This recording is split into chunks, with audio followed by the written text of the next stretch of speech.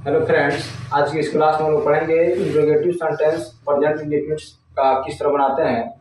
पिछले क्लास में हम लोग देखे थे कि अफर्मेटिव सेंटेंस किस तरह बनाते हैं, निगेटिव सेंटेंस किस तरह बनाते हैं, और इसके बाद हम लोग देखेंगे इंट्रोगेटिव सेंटेंस बनाने का तरीका क्या होता है। तो तीसरा पार्ट हम लोग देख रहे हैं इंट्रोगेटिव सेंटेंस। इंट्रोगेटिव सेंटेंस इसको बोलते हैं प्रश्नवाचक वाक्य। प्रश्नवाचक वाक्य जब सिंपल प्रेजेंट टेंस पढ़ाई हुआ था तो उसमें हम लोग पहचान सीख चुके थे। उसमें बताया जाता है कि जिस हिंदी वाक्य क्रिया के अंत में ता आता है, ती आता है, ते आते हैं, ये सब जो होता है आपका सिंपल प्रेजेंट टेंस या प्रेजेंट इंडेफिनिट का सेंटेंस होता है। इसके बाद इसमें हम लोग पढ़े थे अफर्मेटिव सेंटेंस, निगेटिव सेंटेंस, और तीसरा आज हम लोग पढ़ेंगे इंट्रोगेटिव सेंटेंस। इंट्रोगेटिव सेंटेंस चाहे अफर्मेटिव सेंटेंस चाहे निगेटिव सेंटेंस हम लोग उसी समय बना सकते हैं जब हमको स्ट्रक्चर मालूम हो। और इसका जो स्ट्रक्चर होता है अफर्मेटिव सेंटेंस का, इसमें जो होता है डू या डज बाहर निकल जाता है। डू या does plus subject plus verb one plus object plus other word plus आपका होता है क्वेश्चन मार्क। जब इंट्रोगेटिव सेंटेंस का जब हम लोग बनाएंगे सेंटेंस तो उसमें डू या डज बाहर रहेगा, प्लस उसके बाद सब्जेक्ट रहेगा, प्लस वर्ब वन रहेगा, प्लस ऑब्जेक्ट रहेगा, प्लस अदर वर्ड रहेगा, प्लस क्वेश्चन मार्क रहेगा। जैसे एग्जाम्पल देखते हैं, इसका आएगा क्या राम पत्र लिखता है। क्या राम पत्र लिखता है।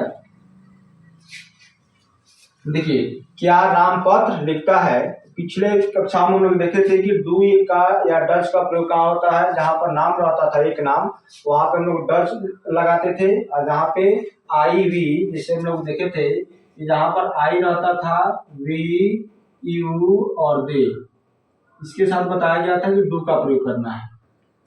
बाकी ही, सी, इट और एक नाम के साथ हमको डज का प्रयोग करना है। ठीक है, तो यहाँ पे हम लोग देख रहे हैं कि क्या राम पत्र लिखता है, तो यहाँ पे एक नाम राम है, तो यहाँ पे सबसे पहले नाम के अनुसार बाहर क्या निकलेगा, डज। यहाँ पे लिखेंगे डज, DOES, और डज डू या डज में से किसी एक का प्रयोग करना है, तो डज का प्रयोग कर दिए। इसके बाद हमको काम किसका करना है, सब्जेक्ट का। तो यहाँ क्या राम पत्र लिखता है, इसमें सब्जेक्ट कौन है, राम, यहाँ क्या लिखेंगे, राम, डज राम। अब इसके बाद हमको प्रयोग करना है वर्ब वन का। अब इसमें लिखता जो है क्या है, वर्ब है, तो लिखता का आपका क्या हो जाएगा, राइट, WRITE।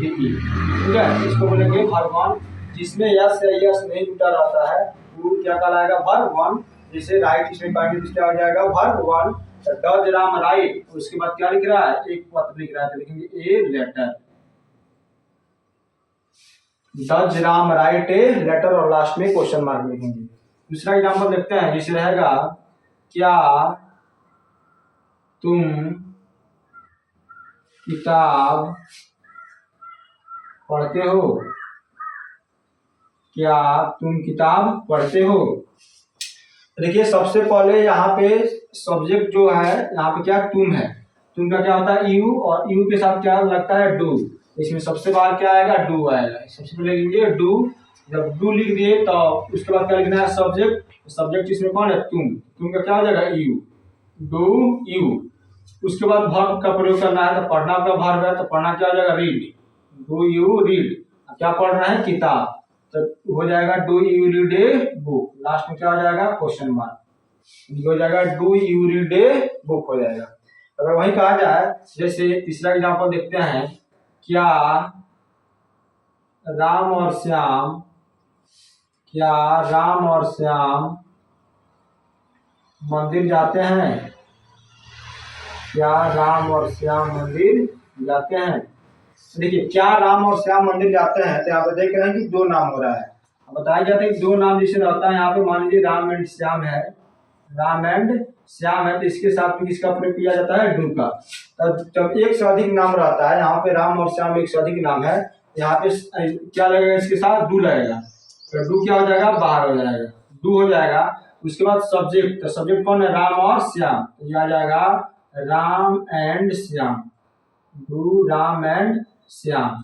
उसके बाद वर्ब क्या है, जाना, गो, कहाँ जाना है, तो मंदिर, go to temple, go to temple. Last में क्या आ जाएगा, क्वेश्चन मार्क। इस तरीका से हम लोग आराम से इंटरोगेटिव सेंटेंस बना सकते हैं। सबसे पहले डू या डज का प्रयोग करेंगे, उसके बाद सब्जेक्ट का प्रयोग करेंगे, उसके बाद वर्ब वन का प्रयोग करेंगे, उसके बाद ऑब्जेक्ट का प्रयोग करेंगे, उसके बाद अदर वर्ड का प्रयोग करेंगे, उसके बाद क्वेश्चन मार्क का प्रयोग करेंगे। अगर सब्जेक्ट अगर आई है, वी है, यू है, दे है या एक से अधिक नाम है, उसकी सबसे पहले जो बाहर निकलेगा क्या निकलेगा, डू निकलेगा। बाकी अगर ही है, सी है, इट है और एक नाम है, अगर वह सब्जेक्ट है उसके अनुसार बाहर क्या निकलेगा, डज निकलेगा। Thank you.